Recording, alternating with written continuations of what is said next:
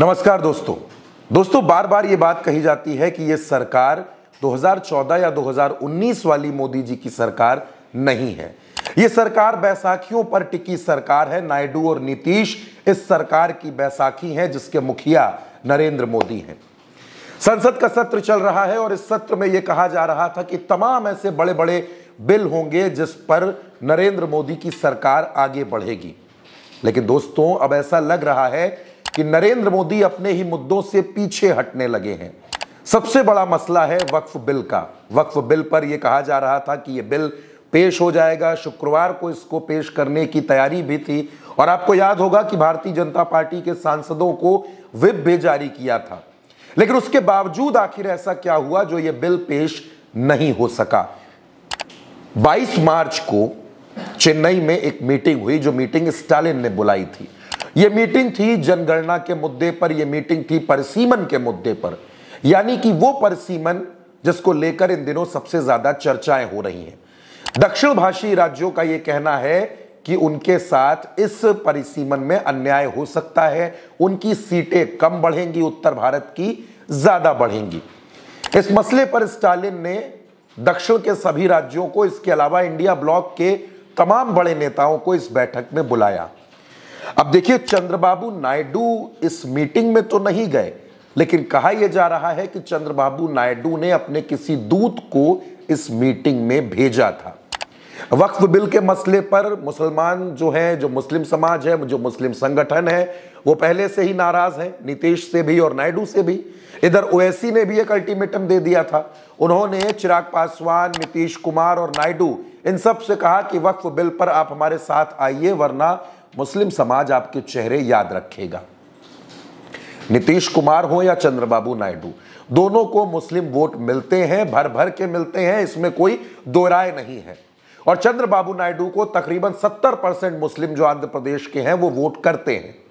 चंद्रबाबू नायडू को ऐसा लगने लगा कि कहीं भारतीय जनता पार्टी के साथ रहकर उनकी स्थिति खराब ना हो जाए, क्योंकि भारतीय जनता पार्टी तो दक्षिण से निकल लेगी, वो उत्तर भारत में अपनी राजनीति करती रहेगी, उसका पूरा फोकस भी उत्तर भारत पर है। और उसको ये भी लगता है कि परिसीमन के बाद जो सीटें बढ़ेंगी, उत्तर भारत ही सरकार बनाने भर की सीटें दे देगा। लेकिन चंद्रबाबू नायडू को अब इस बात का तनाव होने लगा है कि कहीं भारतीय जनता पार्टी की दोस्ती उनको भारी न पड़ जाए। और इसीलिए कहा जा रहा है कि वक्फ बिल के मसले पर, परिसीमन के मसले पर चंद्रबाबू नायडू ने अपनी बात दिल्ली दरबार तक पहुंचा दी है, दो टूक शब्दों में बता दिया है। ये बात तो चंद्रबाबू नायडू की हो गई, लेकिन दूसरी तरफ आरएसएस भी है। वो आरएसएस जो इन दिनों भारतीय जनता पार्टी से बेहद नाराज है, खासा नाराज है वो भारतीय जनता पार्टी में अब तक राष्ट्रीय अध्यक्ष न बनाए जाने से। कहा यह जा रहा है कि नरेंद्र मोदी और अमित शाह दोनों ने बार बार संघ के बताए गए नामों को, संघ के दिए गए नामों को खारिज कर दिया, उनको किनारे कर दिया। संघ ये चाहता है कि जल्द से जल्द भाजपा अध्यक्ष का ऐलान कर दिया जाए, लेकिन बार बार जेपी नड्डा को एक्सटेंशन दे दिया जाता है।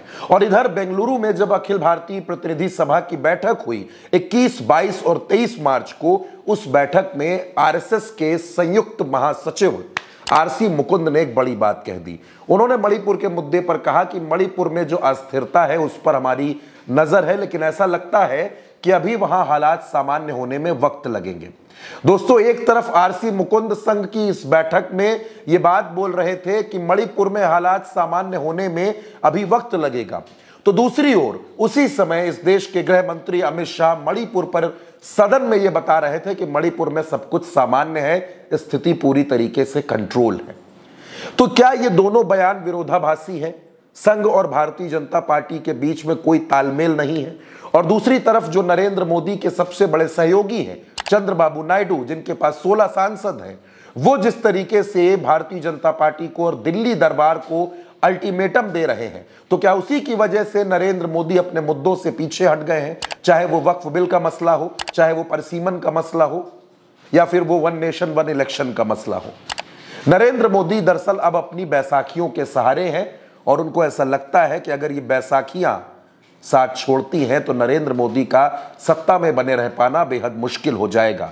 नायडू का अल्टीमेटम अब दिल्ली दरबार को परेशान करने लगा है और दूसरी तरफ नीतीश कुमार भी हैं। यानी प्रधानमंत्री मोदी इन दिनों चौतरफा घिरे हुए हैं, फैसले नहीं ले पा रहे हैं क्योंकि ये सरकार बैसाखियों की है। चंद्रबाबू नायडू अपनी राजनीति पर रिस्क लेकर, अपनी सियासत को दांव पर लगाकर मोदी जी का साथ देंगे, ये बात कुछ समझ नहीं आती।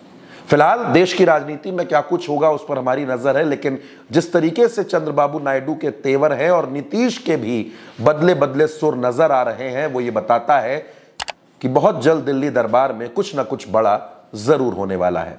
फिलहाल इस खबर में मेरे साथ इतना ही। आप उल्टा चश्मा यूसी को सब्सक्राइब जरूर करिएगा। नमस्कार।